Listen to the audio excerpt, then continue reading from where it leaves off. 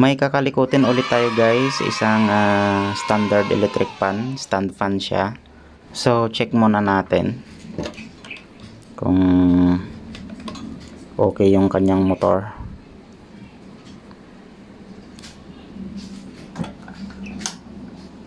So ayan, may reading yung motor niya. So ayan. So mukhang okay pa yung kanyang motor mga kalikot. So siguro ipit lang yung kanyang bushing shafting. So baklasin natin mamaya yung motor niya mga kalikot, tapos lilinisan natin siya. Welcome ulit guys sa ating YouTube channel. Kapag naligaw ka sa aking channel, huwag niyo pong kalimutang i-subscribe ang aking YouTube channel. Pa-hit na rin po ng notification bell para updated tayo sa mga susunod pa nating mga video. At saka huwag nyo rin pong kalimutang i-follow ang aking Facebook page. Bago natin simulan mga kalikot, shoutout muna natin yung mga bagong subscribers natin. Shoutout nga pala kay Laureano Santos. Yan. At saka kay Ma'am Era Laranjo. So maraming salamat sa inyo guys. So kalikutin na natin siya mga kalikot. Tara.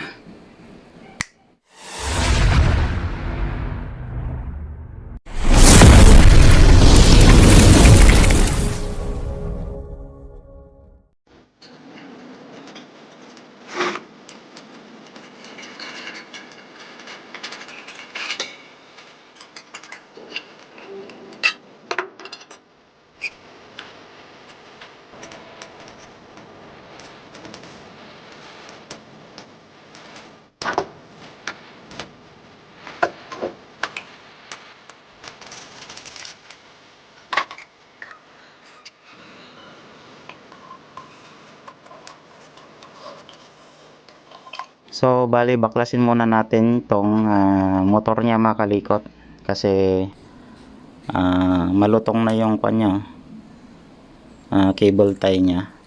So papalitan natin yan. So yan.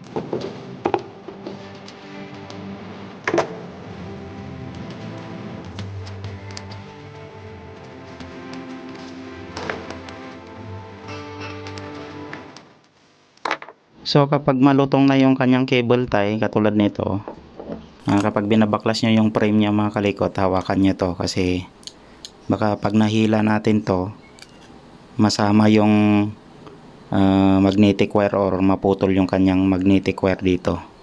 So hawakan lang natin dito banda guys, yan, bago natin tanggalin yung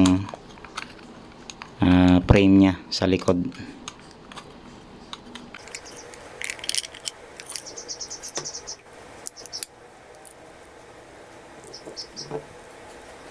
So check rin natin kung may sunog siya dito bago natin talian ng cable tie. So wala naman.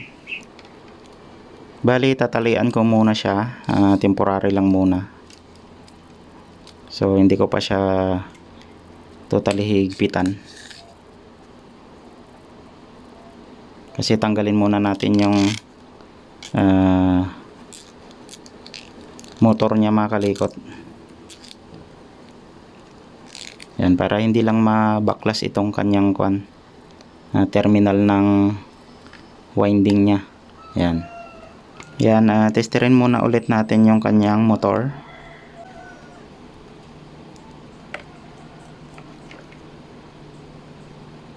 So mayroon naman. So okay pa yung kanyang motor mga kalikot. May reading siya. Kapag mahirap tanggalin yung shafting niya mga kalikot, huwag niyong pilitin na hilain dito sa kabila. Yan. So pwede natin siya linisan muna ng gasolina or kung ano yung panglinis nyo para matanggal yung dumi dito sa harap bago natin hilain dito or tanggalin. Kasi kapag pinilit natin masisira itong bushing at saka shafting nya. Yan. So kung may dumi siya, linisin muna natin bago tanggalin. So mas madali guys, gasolina. Mas madaling tanggalin yung dumi.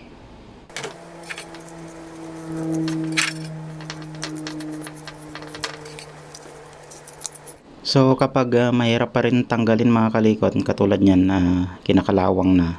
So pwede natin lihain dito lang. So wag natin lihain doon sa tapat mismo ng bushing. Kasi masisira rin yung bushing natin kapag doon natin siya niliha. So dito lang sa may kinakalawang. So katulad nito, hirap matanggal kasi may kalawang siya. So wag natin pilitin guys, kasi pag pinilit natin to na tanggalin, magkakaroon ng lamat yung ating bushing. So pag binalik ulit natin yung shafting nya at saka yung bushing na may lamat, so magkakaroon ng grind yun. So dun ulit masisira yung bushing shafting natin. So lihain ko muna siya para matanggal natin yung shafting. So yung pangliha lang natin guys, yung pinaka pino. Yan. Hindi ko alam kung anong kwan nito gauge nya. Parang 120 ata to. Hindi ko sure. Kasi pag masyadong magaspang yung pangliha natin mga kalikot, malalaki yung kain nya. Kaya baka magasgasan yung ating bushing pag tinanggal natin. So yung pinakapino lang mga kalikot.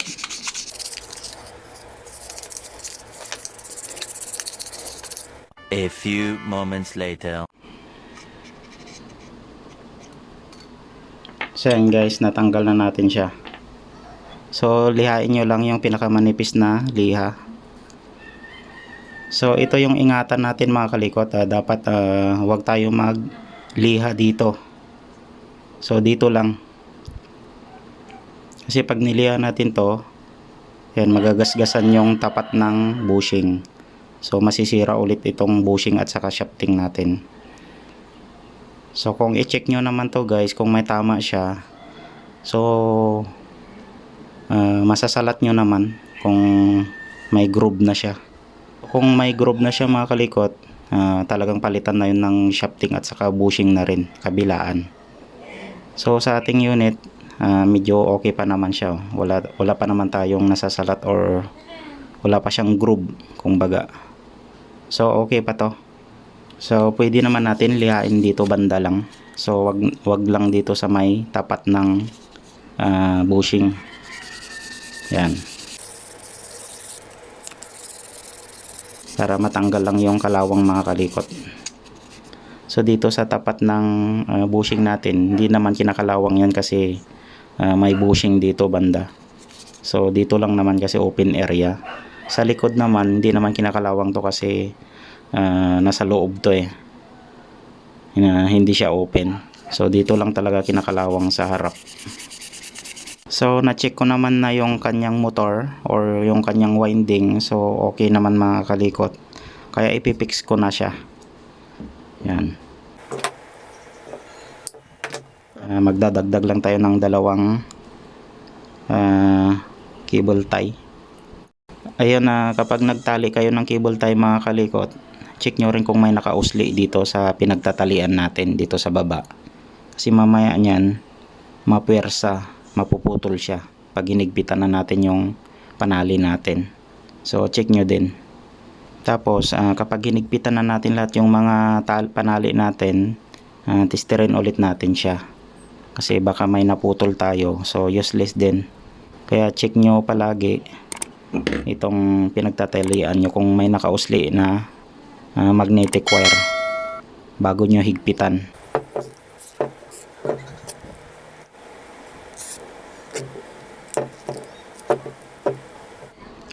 Testerin ulit natin guys. So, okay naman. So, pag-usapan naman natin yung motor na ganito yung design. Yung stator niya, nakapasok dito sa kanyang casing. Ayan. So, iba rin to. Yung iba kasing stator, dito siya nakapatong. Ito, ibang design naman to mga kalikot. Nakapasok siya dito sa kanyang front casing. Ayan. So, yung ganitong motor mga kalikot, mahirap siyang tanggalin at saka ibalik. Depende na lang kung alam nyo yung technique niya. So, hindi katulad yung ibang stator kasi or yung motor winding, nakapatong lang siya dito sa kanyang mga lock. So, mas madaling matanggal yon. So, ito kasi nakapasok siya. So, kung alam nyo yung technique, mas madali lang matanggal.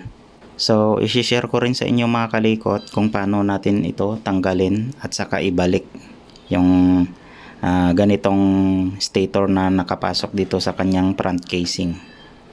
Para at least may idea rin kayo kapag naka-encounter kayo ng ganitong style na motor. Yan. Yan siya, nakapasok. So, ang diskarte nito mga kalikot kung paano natin siya tanggalin at saka ibalik, kumuha lang kayo ng martilyo. Pagpupukpukin nyo lang. What the fuck? Hindi, dito lang sa side mga kalikot. So, kapag tinanggal natin to, kailangan pala natin lagyan ng marking. So, kuha muna tayo ng pang marking natin mga kalikot. So dito guys, kung may pang marking tayo na pentel pen, yan. So lagyan nyo lang siya ng marking. Yan, para dyan rin natin ibabalik mamaya. Kita ba? Yan. So dapat yan, pag binalik natin mamaya, magkatapat rin sila. Para pag binalik natin, same pa rin. So ito guys, hindi ko na sana tatanggalin to kasi okay naman na yung motor niya at saka malinis naman. So kaya lang i-share ko lang sa inyo kung paano tanggalin at saka ibalik to. Sayang rin naman yung video na to, di ba? So ganito lang guys. Yan. Hawakan nyo lang ng ganito mga kalikot. Yan. Tapos pukpukin natin dito sa gilid. So iwasan nyo lang na baka matamaan natin tong kanyang winding or itong kanyang magnetic wire. So dito natin siya pukpukin. Yan. Sa may casing nya. Kasi tataas yan mga kalikot kapag pinukpok natin itong casing nya. So, ingatan lang natin guys yung winding.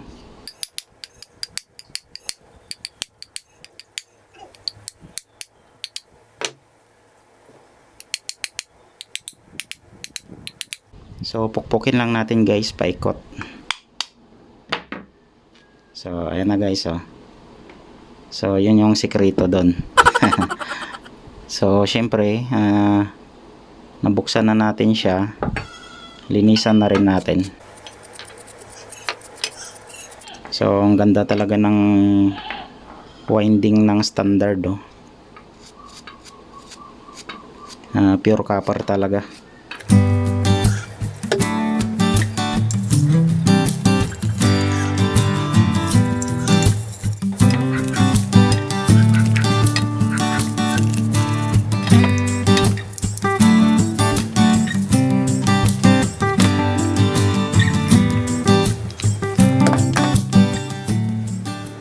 So kung nabura yung kanyang marking mga kalikot, yan.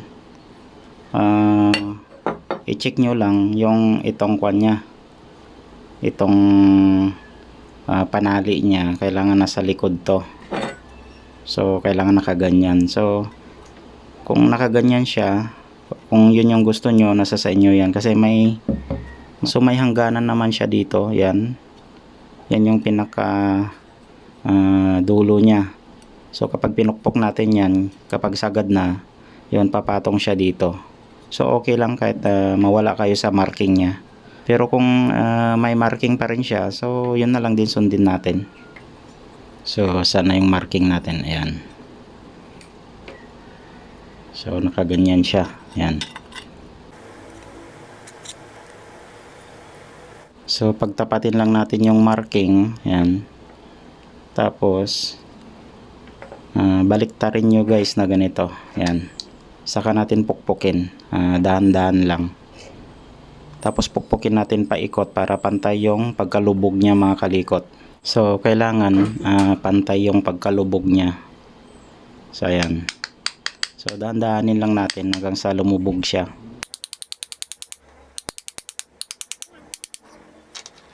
Tapos silipin nyo rin dito guys kung saan yung mas malaki. Doon natin pupukpukin. Tulad nito manipis na dito. Ayan o. Dito mas malaki. So kailangan pantay yung pagkababa niya. Yan. So check natin yung kwan niya. Gap.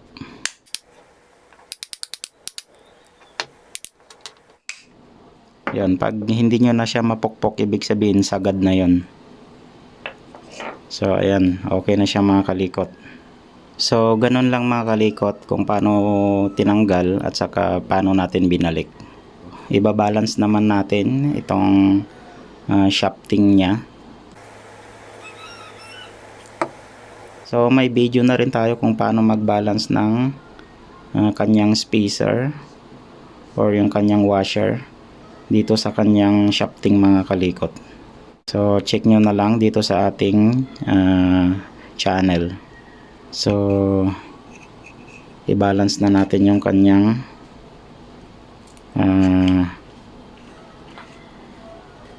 rotor dito sa kanyang stator. So kung mapapansin nyo mga kalikot, masyadong lubog yung kanyang rotor dito sa kanyang stator. So hindi siya balance. So magdadagdag tayo guys ng isang washer. Yung ganito. Yan, mas maganda yung kukunin yung washer ay plastic. Mas madulas siya. Meron kasi yung iba na kasama ng spacer, parang papel siya. So pangit, masyadong magaspang. Yung kulay red yun yung parang cardboard na matigas. So mas maganda kapag plastic siya ganito, mas madulas kapag umikot. So kulang ng isang washer, so lagyan natin siya.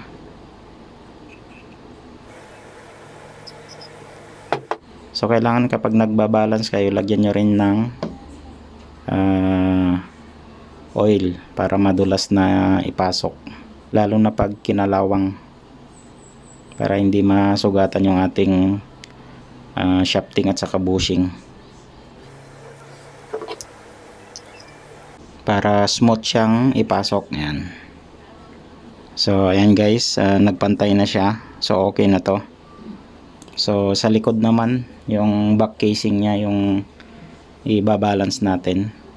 So marami na rin tayong video guys na about sa electric pan, kung paano mag-balance ng kanyang washer to stator at saka rotor.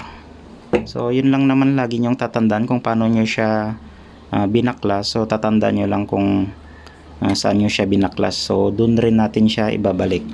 So pag nagbabalance tayo ng stator at saka yung rotor niya mga kalikot, unahin muna natin i-balance yung dito sa harap na casing bago dito sa likod. So ayan, naglagay lang tayo guys ng dalawang screw, yan, para mabalance natin siya kung may kulang pang washer na ilalagay. So ayan, hilain lang natin. So mukhang malaki pa yung kanya, yung space niya dun sa loob dito sa likod, kasi okay na yung sa harap natin guys So magdadagdag lang tayo ng isa pa na washer dito sa likod. So bago natin i-fix, tanggalin muna natin lagyan na natin siya ng grasa at saka oil para minsanan na lang. So sa akin kasi mga kalikot, naglalagay ako ng grasa. Hindi siya mabilis matuyo, kasi kung oil lang minsan kasi tumatalsik siya, so mawawala kaagad yung dulas niya. Kaya nilalagyan ko muna ng konting grasa at saka combination ng oil. So kanya-kanya naman tayong diskarte niyan mga kalikot. Nasa sa inyo naman yan kung oil lang yung gagamitin natin or gagamitin nyo. Sa akin kasi naglalagay ako ng grasa para hindi mabilis mawala yung kwan niya, dulas. Kaso nga lang kapag may grasa, mabilis madikitan ng alikabok. Kaya linisin nyo na lang yung electric pan nyo kahit once a week, ganun.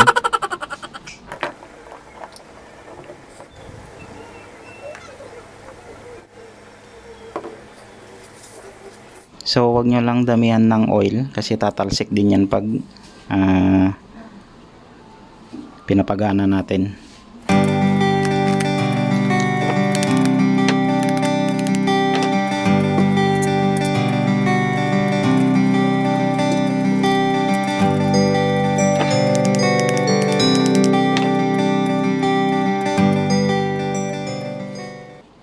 So okay na siya mga kalikot.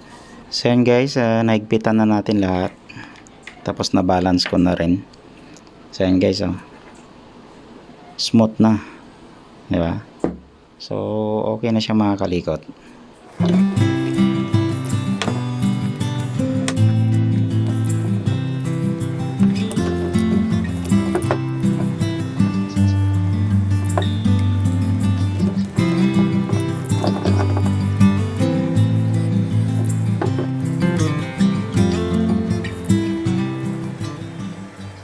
Yan na pag nagputol kayo ng mga wire nya, so lagyan nyo lang ng color coding. Ayan, magtira kayo ng balat nya para madali nyo na siyang ibalik.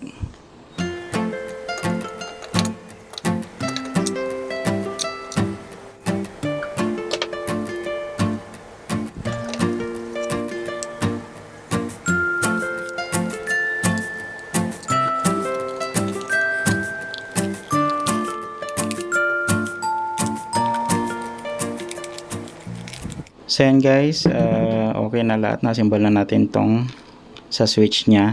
Tapos okay na rin to. So testerin na lang natin kung grounded siya dito sa kanyang body. So importante dyan, testerin natin din. Baka mamaya grounded pala siya. So baka mapapahamak yung may-ari ng unit na to, or kahit anong unit na kailangan i-test natin din. So wala naman, so okay siya. Or try muna natin i-plug. Yan.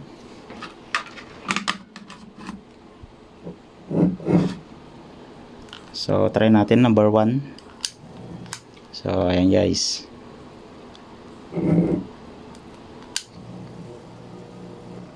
So number 2, number 3, so 0. So okay na siya mga kalikot. Asimbol na lang natin sa kanyang stand at saka yung kanyang frame.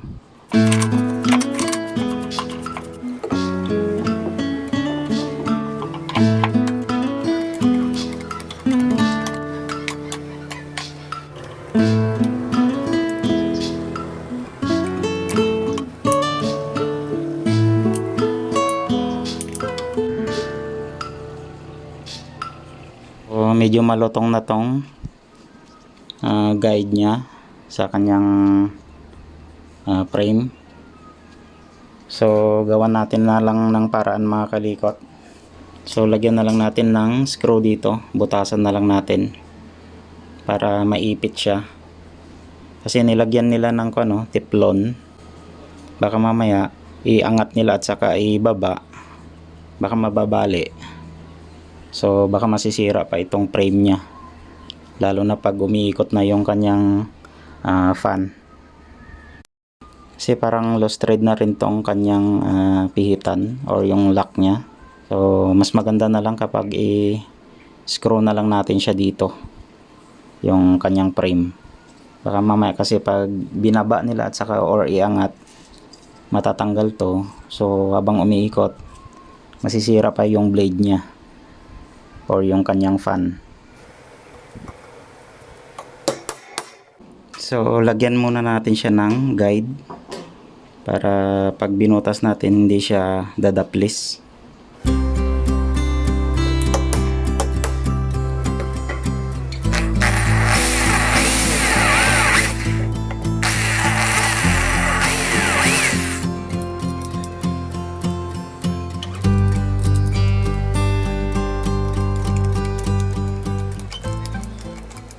So yan guys, sinama na nating in-screw yung frame at saka yung kanyang guide dito sa likod. Yan yung plastic. Para kahit matanggal itong kanyang lock, sigurado naman kasi naka-screw na siya eh. So ganun lang mga kalikot ang gagawin nyo. Para kahit ibaba nila, ganyan, tapos itaas, hindi maano itong blade niya. Kasi mamaya niyan, ito lang yung nakakabit. Tapos binaba nila at saka tinaas. Tapos natanggal to. So habang umiikot, masisira yung kanyang blade at saka itong kanyang frame. Kakainin ng blade niya. Kaya mas maganda yung ganitong setup. So balik pa rin natin siya. Ayan.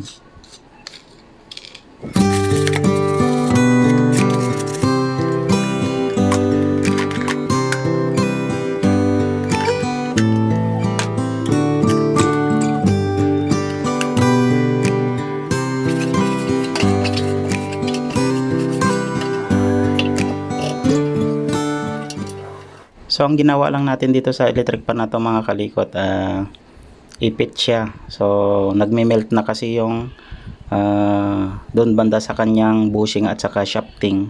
Kaya parang ayaw nang umikot. Siguro sa dumi na rin. Tapos naglagay tayo ng cable tie doon sa kanyang motor mga kalikot kasi malutong na yung panali niya kaya natanggal na lang. So kaya binaklas natin lahat yung buong motor niya. So ayan, nabuo na natin siya. Saksak na natin.